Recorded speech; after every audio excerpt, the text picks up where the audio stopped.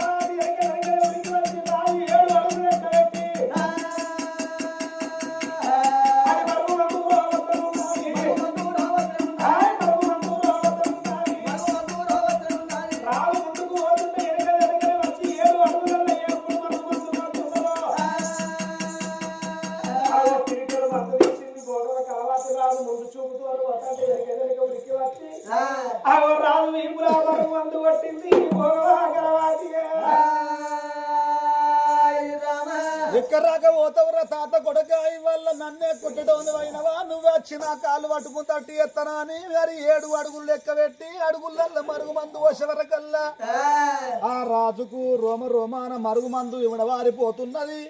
భోగదారి ప్రేమల్ల పడ్డడే అమ్మా రాజు బిడ్డాను మనిషి రాడే ఓ దేవుడు రాజు బిడ్డాను మనిషి రాడు ఓ దేవుడు వాళ్ళకిచ్చిన మాట మనసే నారాయణ నాడు ప్రేమల్లో పడ్డాడు బిడ్డలు మరిచిపోయాడు భార్యకి ఇచ్చిన మాట మరిచిపోయి ఇక ఎక్కడ నా కలవాది ఎదురో నా కలవాది ఎక్కడ నా కలవాది ఎదురో నా కలవాది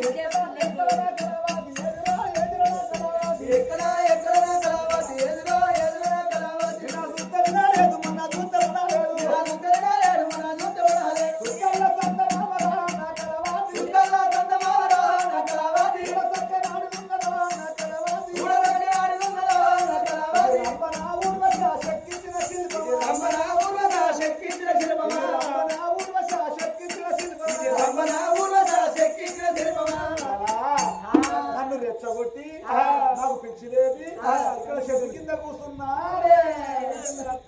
అబ్బో ఇక్కడ కూర్చున్నారంటే ఇవాళ గిరే నా కళ కావచ్చు. కళ తిట్టకురో బాబా సుప్పులు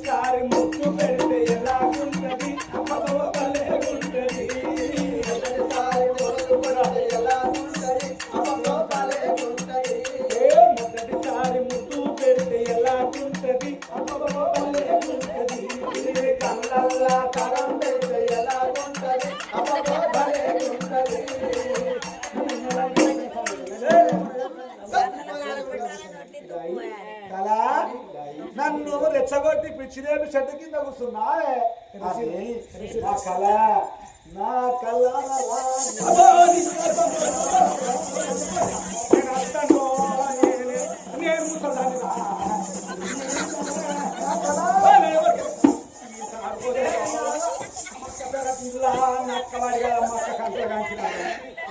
ఏంది అత్తను ముట్టుకుంటే వాళ్ళ అత్తను ముట్టుకుంటే 6 నెలలు ఆనవాళ్ళకు దీపం పెట్టాలి.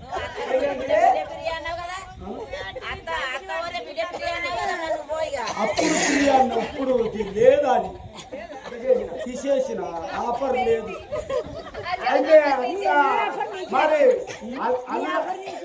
నీ ఆఫర్ నా కాన్పుడిగా 12 ఏళ్ళ అయితే అల్లుడు అత్తను ముట్టుకుంటే అన్న దీపం పెట్టాలి 6 నెలలు పెట్టాలి. మరి ఒకవేళ కాబట్టి అత్తే వచ్చి అల్లు ముట్టుకున్నాను అప్పుడు సామిరెడ్డి మహారాజు అనుకున్నాడు, ఓ అత్త నువ్వు ఏం చెప్తావు నీ బిడ్డ నాకు కావాలి, నీకు కావాలన్నా కంపల్సరీ కావాలి. గుర్రముచ్చి బట్ట కట్టాడు బల్ల బల్ల మాట్లాడతాడు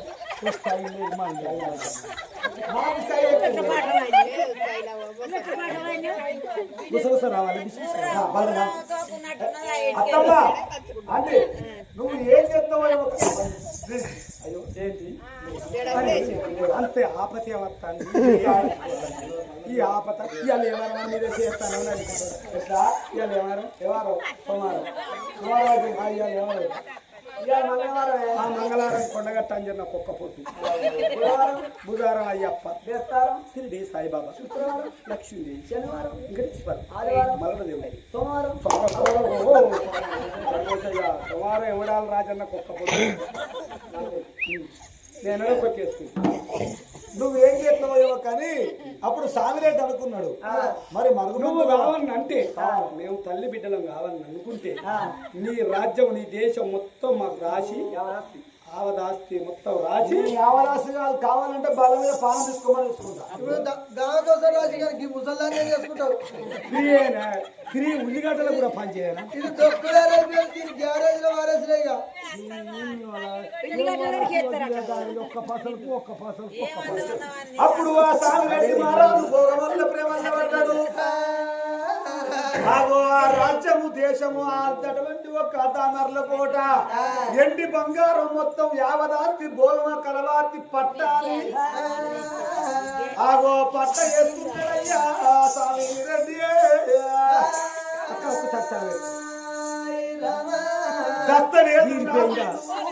భోగమ కలవాతి చేతుల వెక్కలకల్లా భోగమ కలవాతి అన్నది అని చెప్పి రాజు పడిపోతుంటే ఆ ఇద్దరు భోగం వల్ల ఎంబడి పెట్టుకున్నాడు రాజు.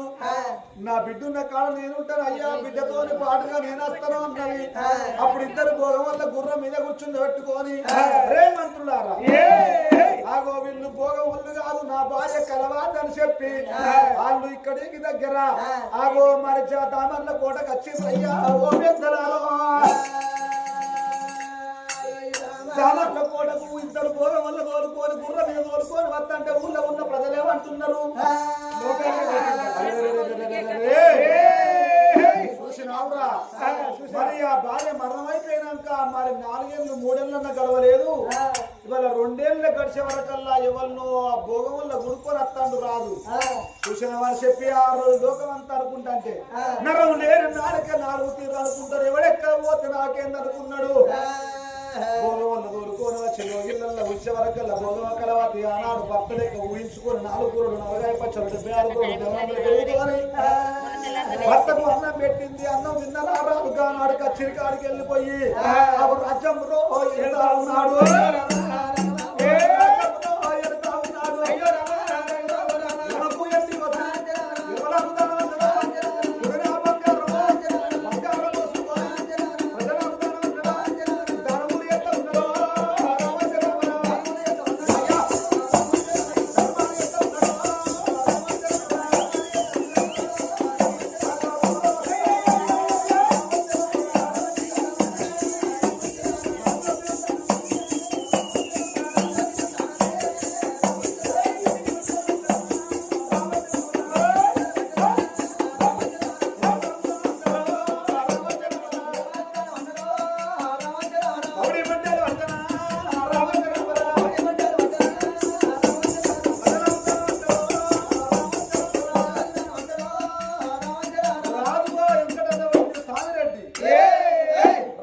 చీర మీద కూర్చొని రాజ్యం పరిపాలన చేస్తున్నాడు.